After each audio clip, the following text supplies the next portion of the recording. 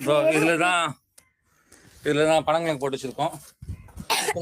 பனங்கிழங்கு முளைச்சிருக்கு. பார்த்து க்ளோஸ் பண்ணி காமி, ஜூம் பண்ணி காமி. குறுத்து தெரியுதுங்களா? மொத்தம் 3 பனங்கொட்டை போட்டது இல்லை 2 தெரியுது. தேடி பார்ப்போம் 3மே இருக்கும். கொஞ்சம் எடுத்துட்டியா? ஃபர்ஸ்ட் பனங்கொட்டை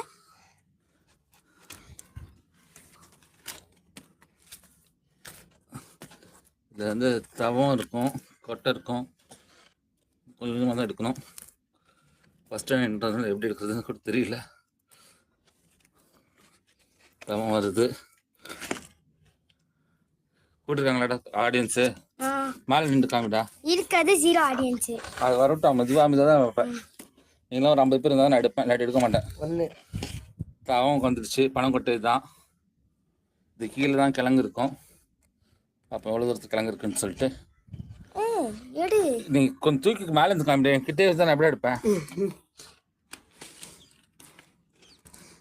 எதுவும் பெரிய ஸ்பெஷலாலாம் போடவே இல்லை, வெறும் குப்பை தான் போட்டு வச்சுருக்கேன்.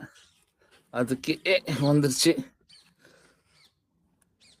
நல்லா ஸ்ட்ராங்காக தான் இருக்குது. கீழே நேமா ஒவ்வொரு சைடு தம்பி கொஞ்சம் மேலே இருந்து காமி, மூஞ்சிக்கிட்டே காமிச்சிட்ருக்கீங்க. அடுத்த கொட்டை நம்பர் 2.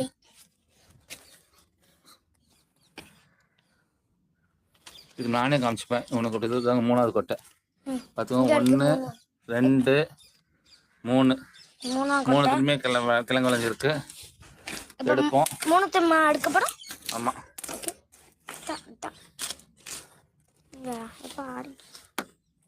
விவசாய நிலத்தில் போட்டோமாக்கா அப்படியே மண் தட்டி விட்டோமா கண்ணா விழுந்துருக்கும். இதுக்கு வலி அங்கே கிடையாது.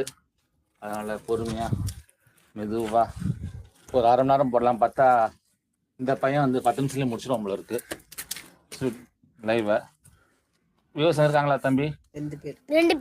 2 பேரா? பால் காமி. எடுத்துட்டு பனங்கொட்டை காமி. முதல் பனங்கொட்டை, 2ஆம் பனங்கொட்டை, 3ஆம் பனங்கொட்டை.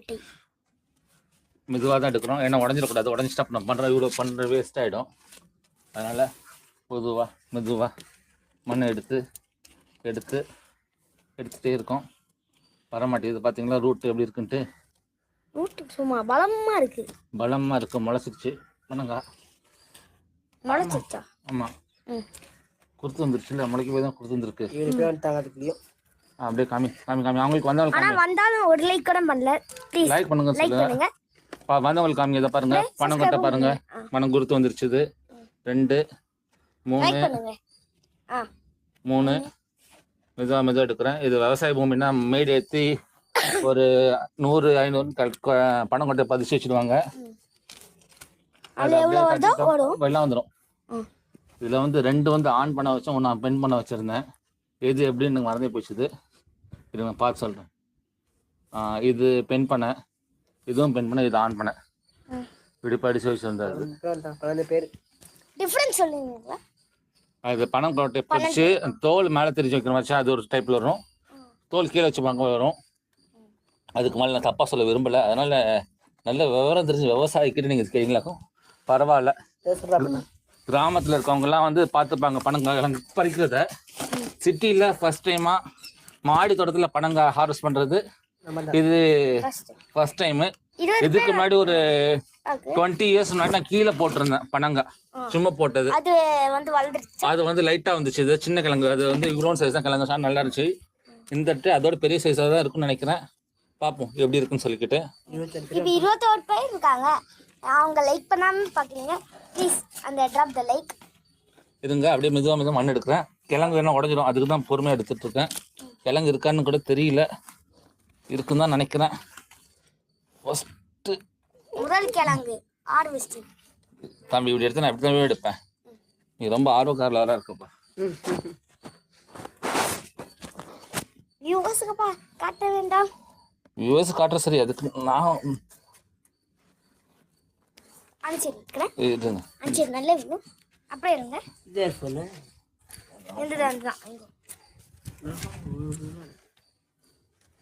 ஐயோ வளர்ந்து எவ்வளோ சேஃப் போயிருக்கு பனங்கிழங்கு. என்ன பண்றது? 35 பேர். 35 பேர் இருந்தாங்களா? மெதுவாக போல. ஆனா ஒரு லைக் கூட வரல. லைக் கிடையாது, பாக்குறதான் பார்க்கணும், பாக்குறதான் பாருங்க. வளைஞ்சு கிழஞ்சு எங்கெங்கயோ போயிருக்குது, பார்க்கவே பெருசு. இந்த பனங்கிழங்கு பாருங்க எங்கேயோ வளைஞ்சிருக்கு. ஜூம் பண்ணி காமிங்க பார்த்தா தெரியும். கொஞ்சம் இது உள்ள வளைஞ்சு கிடக்குது பாருங்க. நீ கொஞ்சம் நிமித்தி வச்சனா தெளிவா தெரியும் ஆடியன்ஸ்க்கு. நிமித்தி வச்சா மண்ணு கொட்டுறேனுங்க.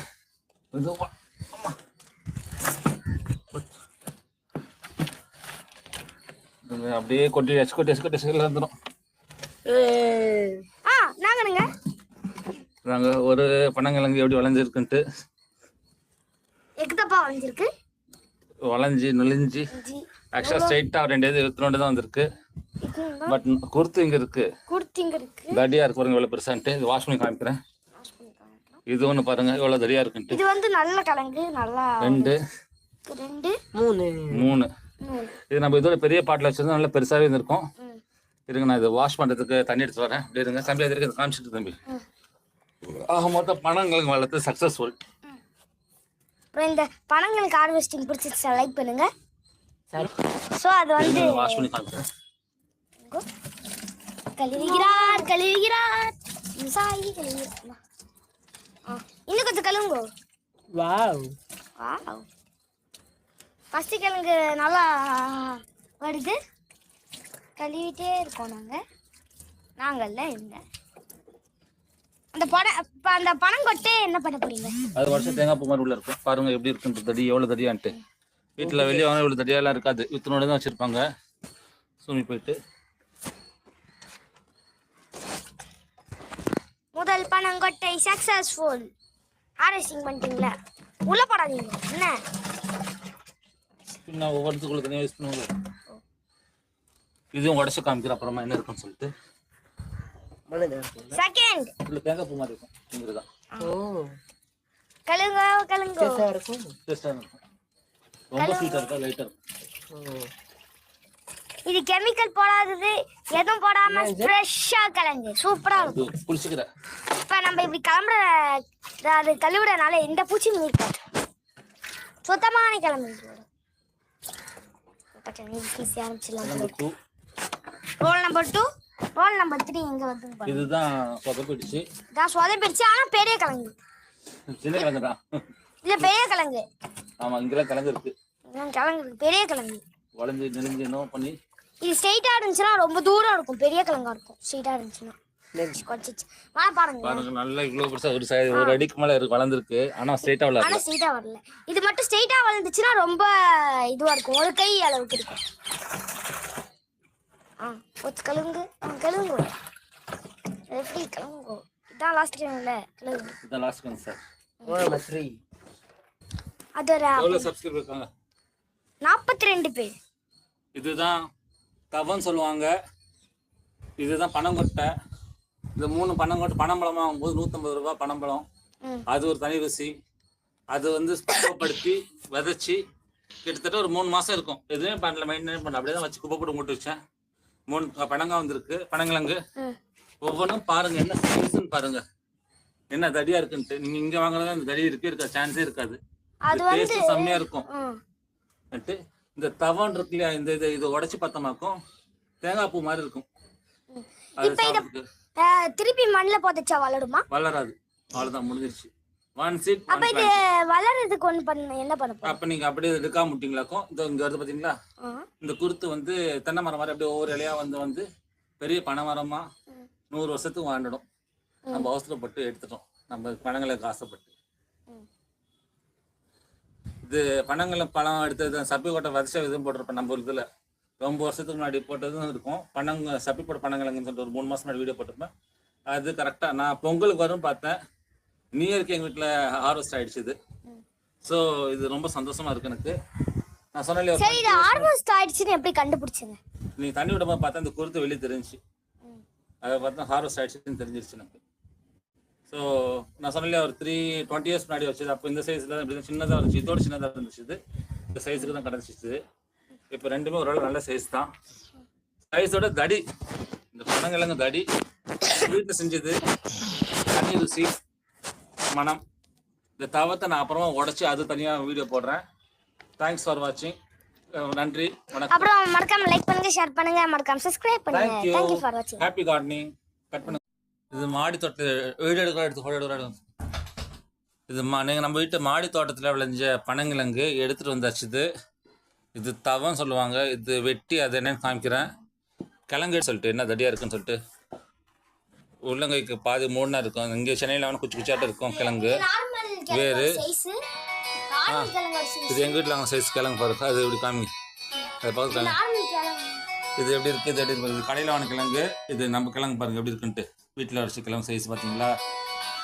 நான் சொன்னேன் இல்லையா 2 கிழங்கு ஒரே மாதிரி வச்சேன், 1 வேறு மாதிரி வச்சுன்னு சொல்லிட்டு. அது ஆண் கிழங்கு பெண் கிழங்கு தெரியல. பட் பாருங்களேன் டிஃப்ரென்ஸு. 2 கிழங்கு ரொம்ப தடியாகவும் 1 கொஞ்சம் மீடியமாக வந்திருக்கு நம்ம வீட்டு கிழங்கு. இன்றைக்கி எதார்த்தம் இன்றைக்கி எங்கள் வீட்டிலே காலையிலேயே பனங்கிழங்கு வாங்கினாங்க. அது கடையில் வாங்கின கிழங்கு. இது நான் பிரித்து வச்சு காமிக்கிறேன் எப்படி எந்த சைஸில் இருக்குன்னு சொல்லிக்கிட்டு. வேக வச்ச கிழங்கு காமிச்சுப்பேன். இதுவும் பாருங்கள், அப்போ டிஃப்ரென்ஸ் உங்களுக்கு நல்லாவே தெரியும் எப்படி இருக்குன்னு சொல்லிட்டு. கண் முன்னாடி தான் பிரிக்கிறேன்.